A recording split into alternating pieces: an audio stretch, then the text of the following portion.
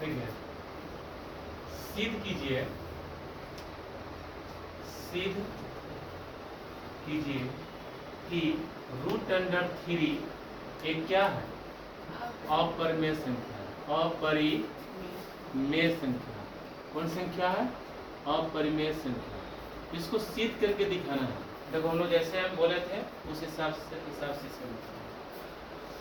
देखो सबसे पहले हम लोग सॉल्यूशन करेंगे। सॉल्यूशन के बाद किसको लिखेंगे? माना कि रूट अंडर 3 एक क्या है?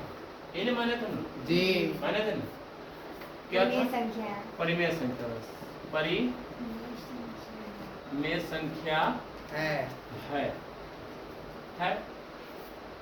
अतः हम दो पूर्णांक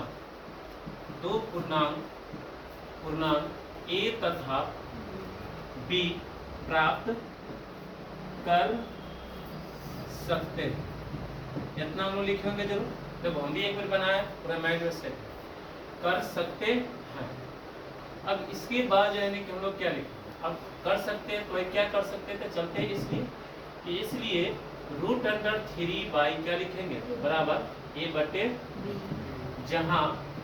जहां A और B एक क्या है? सअभाज्य। सअभाज्य का मतलब इसका कॉमन फैक्टर कितना होना चाहिए? इंग्लिश में बोले हैं कॉमन फैक्टर 1 होना चाहिए। अब इसके बाद हम लोग क्या करेंगे? यहाँ लिख देंगे दोनों तरफ कॉपी बंद करिए। कॉपी बंद करके तब मेरे साथ, ठीक है? दोनों तरफ वर्ग करने पर अब दोनों तरफ वर्ग वर्ग करेंगे। अब वर्ग करेंगे तो यहाँ पर क्या आएगा? रूट अंडर 3 का होल स्क्वायर बराबर में A बटे B का होल स्क्वायर से रूट कट जाएगा जी। कैसे करता है तुम लोग को बता रखे हैं कि नहीं? रूट का अगर हम लोग ब्याज में कन्वर्ट करेंगे भिन्न में तो कैसे होगा? 1/2 यही से कट जाएगा, ठीक है?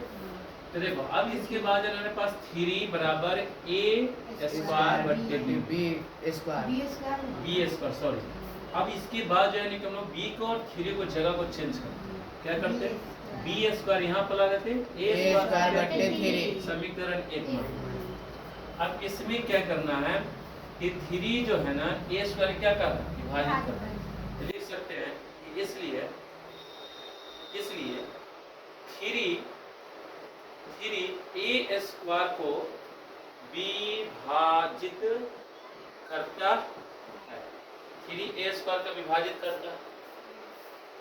पुनः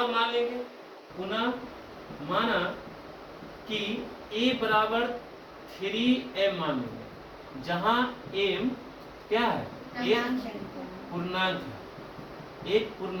है। एक पूर्णांक मान लिया। पूर्णांक संख्या कहिए पूर्णांक चुने चलो। तब जब डायरेक्ट हम लोग चलेंगे कि इसलिए क्या हो जाएगा? B स्क्वायर बराबर एक की जगह पर क्या रखेंगे? ये मान रखेंगे, ठीक है? 3m का होल स्क्वायर बटे में 3। तो 3m का होल स्क्वायर कितना हो जाएगा? 9m स्क्वायर बटे में 3। ये कट जाएगा 3 बार में। हमारे पास आया कितना? B स्क्वायर बटे 3 बराबर 3m है ना जी? ये मेरे पास आया। इसलिए हम लोग यहाँ पर भी कर सकते हैं कि m स्क्वायर बराबर क्या हो जाएगा? B स्क्वायर बटे 3 समीकरण 2। अब यहाँ पर भी B स्क्वायर को भी 3 कट करवा कर दिखा दिए। अब इसकी बात जो है ना कि हम लोग यहाँ पर चलेंगे, ठीक है? यहाँ पर चलने के बाद जो है ना कि लिख देंगे कि अतः 3B स्क्वायर को क्या कर रहा है? विभाजित करता है। ठीक है जी। तो इसके बाद क्या लिखते हैं? अब इसके बाद जो है कि हम लोग लिख सकते हैं कि इसलिए A